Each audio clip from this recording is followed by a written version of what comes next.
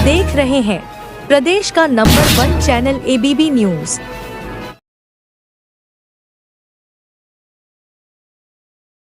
SBN का प्रयास कोई भी बेटी ना रहे शिक्षा से खाली हाथ पढ़ेगी बेटी तो शिक्षित होंगे 3 परिवार।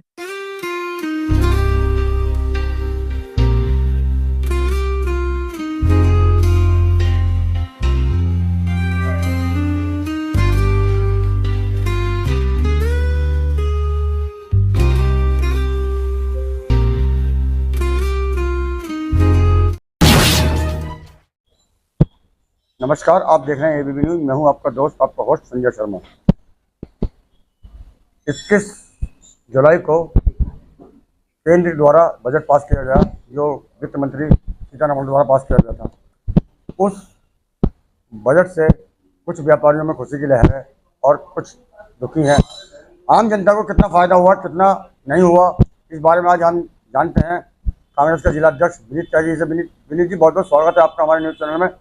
जो बजट पेश हुआ है उसको क्या आप क्या कहेंगे, बहुत फ़ायदा हुआ जनता को या क्या है उसका? देखिए, इसमें कोई फ़ायदा नहीं हुआ है। अगर आप देखा जाए तो जैसा राहुल गांधी जी ने कहा है कि इसमें बहुत सारी चीज़ें हमारे जो मैनिफेस्टो था उससे लिया गया है, लेकिन उन पर कॉपी बेशक ये कर लें, लेकिन उसका परिणाम हमेशा ये जीरो निकालते हैं।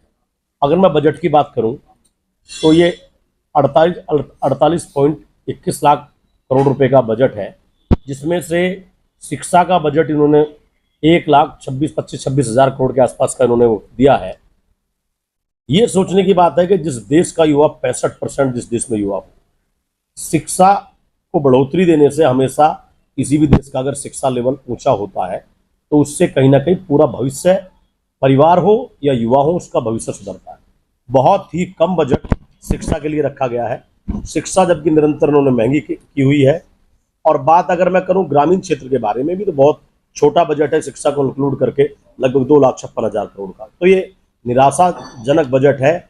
और ये कहीं ना कहीं मैं ये कहूँगा कि जो टैक्स पेयर हैं उनके लिए भी इन्होंने बहुत चालाकी से बजट को पेश किया गया है, क्योंकि इस बार 3 लाख से ऊपर वालों को इन्होंने टैक्स सिस्टम में लिया, जो पहले 5 लाख तक टैक्स नहीं था। तो ये सोचने की बात है कि ये क्या करना चाहते हैं, ये जनता को पता नहीं लग रहा। और यही कारण है कि ट्विटर पर इतने मीम इनके चल रहे हैं और आप देख रहे हैं बहुत सारे लोगों ने मीम अपने डिलीट करने पड़े। मेरा एक सवाल है आपसे कि युवा, जो बेरोजगार युवा हैं 1 करोड़, उनके लिए इन्होंने जो 5,000 रुपये प्रतिमाह देने का आश्वासन दिया है, इस बारे में क्या कहना चाहेंगे? तो बेरोजगार किए किसने है ये लोग?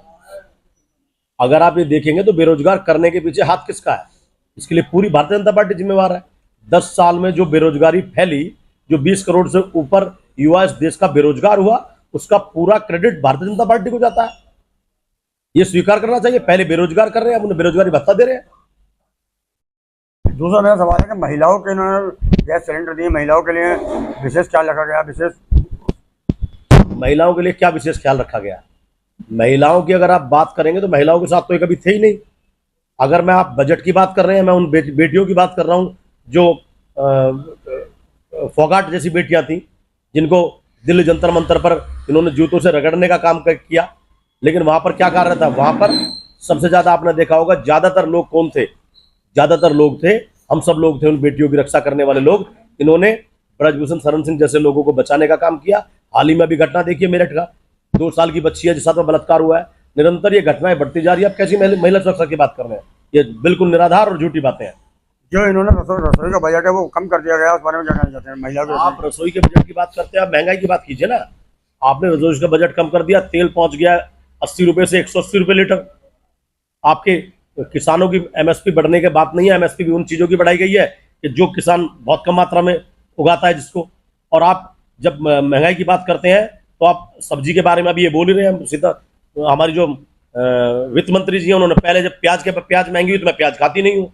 और अब अगर आप बात कर रहे हैं तो अब आप देख लीजिए, इन्होंने कह दिया कि बारिश की वजह से सब्जियां महंगी हो गई हैं। तो राहत दे कहाँ रहे हैं? ये सोचने की बात है कि सभी चीजें अगर आप देखेंगे तो सभी चीजें जितनी भी इनकी हैं वो निरंतर महंगी हो रही है। महंगाई पर कोई कंट्रोल नहीं है। सिलेंडर आप देख रहे हैं कि 1100 रुपए का सिलेंडर पहुंच गया है। सिलेंडर उज्ज्वल योजना में सिलेंडर महिलाओं को दिए फ्री, उस बारे में क्या कहेंगे आप? उस बारे में ये कहेंगे कि सिलेंडर इतना महंगा हो गया है कि जो हमारी माताएं बहनें हैं उन्होंने सिलेंडर उठाकर रख दिया, चूल्हे पर रोटियां बनाने के लिए मजबूर है। दूसरा यह है कि जो सराफा इंडस्ट्री है उसको राहत दी गई है, उसमें सोने के रेट कम करे गए, चांदी के रेट कम करे गए हैं। इस बारे में क्या कहना चाहेंगे आप? आप इस बारे में क्या कहना चाहेंगे कि सोने के रेट सबसे ज्यादा बढ़े किस राज्य में है? रुपया जो गिरा है, जब रुपया गिरता है तो सोने की कीमत बढ़ती है। तो इसके लिए जिम्मेवार कौन है? इसके लिए जिम्मेवार भारतीय जनता पार्टी है। चाहे सोने की बात हो, चाहे चांदी की बात हो, इन्हें ऊंचाई तक पहुंचाने में, महंगाई बढ़ाने में और इस देश को गर्क में पहुंचाने में भारतीय जनता पार्टी का सबसे ज्यादा बड़ा योगदान आज तक इन 70 सालों में है। व्यापारियों को राहत देते हुए जीएसटी स्लैब में कुछ कमी की है, इस बारे में क्या कहेंगे आप? देखिए, जीएसटी तो हमारा ही था, कांग्रेस पार्टी के द्वारा ये लागू किए गए, लेकिन जीएसटी इन्हें ये नकल कर लेते हैं, लेकिन इन्हें इन बात की अकल नहीं है कि किस फील्ड में कितना जीएसटी लगना चाहिए। कहीं पर जहां पता चला कि जहां पर 5% लगना चाहिए, अब इन्होंने बड़ी बड़ी चीजों पर, जो जिन्हें लग्जरी आइटम्स है उन पर 5% लगा रखा है। किसान जैसे जहाँ ट्रैक्टर खरीदने जा रहा है वो 15% 18% जीएसटी लगा रखा है। तो ये सोचने की बात है कि गरीब और मिडिल क्लास आदमी को ये अपना गुलाम बना करके, जो पूंजीपतियों के लिए सरकार काम कर रही है, उनका गुलाम बना के रखना चाहती है। ये सारी नीति, ये सारा बजट, ये बड़े लोगों के लिए बजट है, जिससे पैसे वाले लोग और ज्यादा मजबूत होंगे, और बेरोजगार को, जिससे कहीं ना कहीं ये बेरोजगारी खुद इन्होंने फैलाने के बाद में आज उन्हें बोल रहे हैं कि बेरोजगारी भत्ता दे रहे हैं। तो आपका कहने का मतलब ये है कि लोगों को लुभावना बजट पेश हुआ है? मेरा बिल्कुल ये कहने का मतलब लुभावना बजट है ही नहीं है। ये लोग इससे, ये लोगों को लुभा भी नहीं पा रहे हैं। आप अगर देख रहे होंगे ट्विटर पर, तो ट्विटर पर क्या हो रहा है, इनके मीम बना के डाले जा रहे हैं, वित्त मंत्री के मीम बना के डाले जा रहे हैं। कितने सारे इनके बीजेपी के नेता ऐसे हैं कि जिन्हें खुद चीजों को डिलीट करना पड़ा है। तो मैं ये कहना चाह रहा हूँ, क्या शिक्षा मजबूत करेंगे? जो अपने राज्य में 70 बार जिनकी नीट जैसी बड़ी परीक्षाएं मतलब कि लीक हुई हों, और निरंतर, चाहे वो जजेस की हो, पीसीएस की हो, ये सब इनकी बड़ी बड़ी जो मतलब वैकेंसी थी वो लीक हुई हो, तो आप कैसे मान सकते हैं कि युवाओं का जो भविष्य है वो सुरक्षित और शिक्षा को ये सही दिशा में लेके जा रहे हैं? शिक्षा को तो खत्म करना चाहते हैं कि जिससे युवा चीजों को समझ ना पाए और उधर हिंदू मुस्लिम में होकर के युवाओं को भटका दे। ये इनका मेन एम है। चिकित्सा और बेटी बचाओ बेटी पढ़ाओ अभियान के लिए इन्होंने बहुत कदम उठाए, कारगर कदम उठाए। इस बारे में क्या कहना चाहते हैं आप चिकित्सा क्षेत्र में? देखिए, चिकित्सा क्षेत्र में आप देख लीजिए हालत, अभी आप एमएमजी हॉस्पिटल की जाकर के आप देख लीजिए, सेक्टर 23 में जाकर के अभी भी पानी भरा हुआ मिलेगा आपको। ये कैसे कदम, मतलब कि अभी ज्यादा बारिश हो गई तो लोगों को, जो मरीज होगा ना, अगर पैर में कोई जख्म होगा तो वह जाने में उसे इतनी बीमारी लग जाएगी उस पानी को पार करने में। तो ये सोचने की बात यह है कि अगर सरकारी संस्थाओं को निरंतर डिमोलिश करने का काम कर रहे हैं, जो इन्होंने संस्थाएं AIMS, जैसे AIMS जो हॉस्पिटल थे, एम्स जिसे हम कहते हैं, वो इन्होंने कितने बनाए, बोल करके आप देखेंगे वहां पर अभी नींव भी नहीं रखी गई है। तो जो ये कहते हैं, कथनी और करनी में बहुत बड़ा फर्क है, और ये कभी भी जो कहते हैं वो करते नहीं है, जो करते हैं वो कहते नहीं है। और स्वास्थ्य के बारे में अच्छी जानकारी रखने वाले वरिष्ठ पत्रकार अजय औदत्य जी, से बात करते हैं। आज हम बजट को लेकर के, बजट में क्या खामियां हैं और क्या युवाओं के लिए और क्या महिलाओं के लिए, क्या जनता के लिए राहत दी गई है। जबकि उनका कहना है कि सबको राहत दी गई है, सबको सामान्य रूप से देखा गया है। इस बारे में क्या कहना चाहते हैं आप? अभी मैं सुन रहा था कि आप कह रहे थे बजट लोक लुभावना है। मुझे लगता है बजट चिढ़ावना है, लोक लुभावना नहीं है। 70-75 साल के भारतवर्ष में पहली बार ऐसा हुआ है कि बजट के विरोध में पूरा विपक्ष सड़क पे आंदोलन कर रहा है। सत्ता का कहना तो यह है कि विपक्ष का काम ही विरोध करना है। नहीं, बजट के दूसरे ही दिन सड़क पे आके विरोध कभी नहीं किया गया। उसका कारण है कि ये बजट सरकार बचाने के लिए बनाया गया है। 2 राज्यों को विशेष पैकेज दिया गया है। उसके अलावा आधे राज्यों को, जिनमें भाजपा की सरकारें नहीं है, भाजपा शासित नहीं है जो राज्य, उनका नाम तक नहीं लिया गया। और सबसे ताज्जुब वाली बात कि 2014 से पहले रेलवे का अलग से बजट बनाया जाता था, इसलिए कि रेलवे का बजट समानांतर लगभग बराबर हुआ करता था। देश का सबसे बड़ा सार्वजनिक प्रतिष्ठान है। पहली बार ऐसा हुआ है कि रेलवे का पूरे 1 घंटे 40 मिनट के भाषण में वित्त मंत्री निर्मला सीतारमण ने नाम ही नहीं लिया।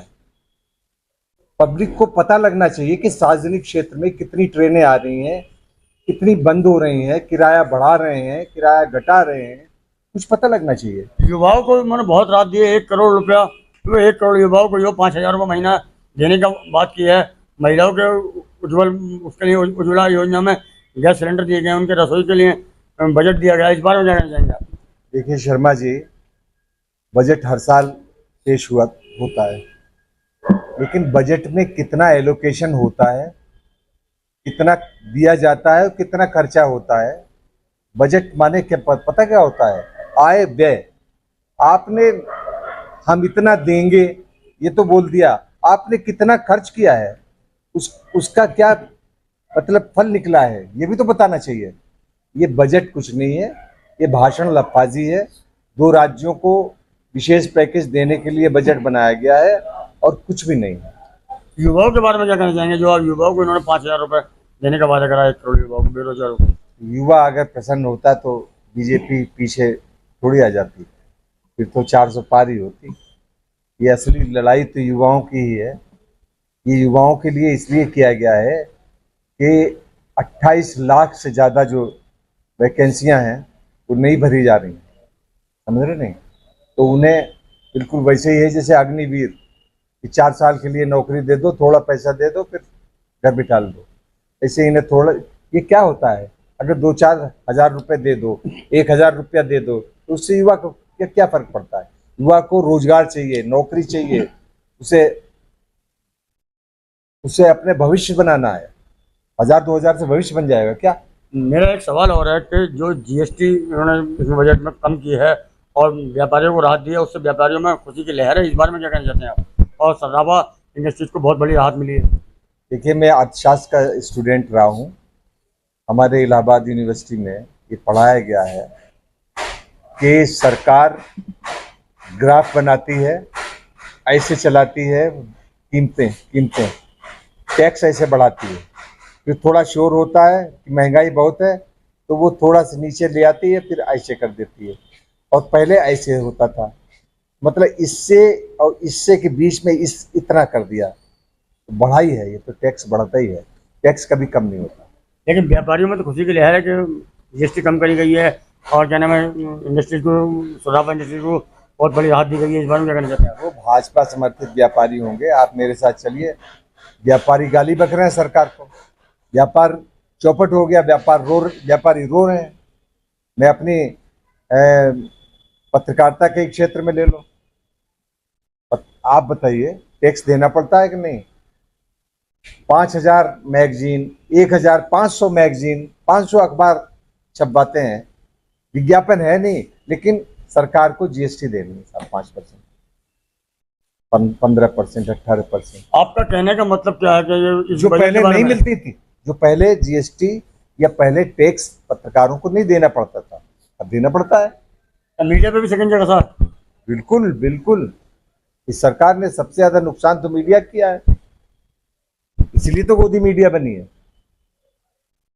अगर मीडिया को फलने फूलने का मौका मिलता तो गोदी मीडिया क्यों बनती? सरकार की गोद में बैठे पत्रकार ऐश कर रहे हैं और आम पत्रकार तबाह हो रहा है, ये इसी सरकार की तो देन है। आपका कहने का अर्थ ये है कि ये बजट जो है लोग लुभावना नहीं है? कतई नहीं है। बजट को लेके पहली बार इतना बकवास बजट बनाया गया है, पहली बार। मैं किसी दल का प्रतिनिधित्व नहीं करता हूं, मैं किसी पार्टी का समर्थक या विरोधी नहीं हूं, लेकिन बजट के बारे में मैं यही कहूंगा कि बजट बिल्कुल बकवास बजट। तो ये थे हमारे साथ अजय अवधेती जी, पत्रकार, वरिष्ठ पत्रकार हैं, किसी परिचय के मुताबिक नहीं है। बहुत बहुत धन्यवाद आपका, आपने हमें समय दिया। नमस्कार।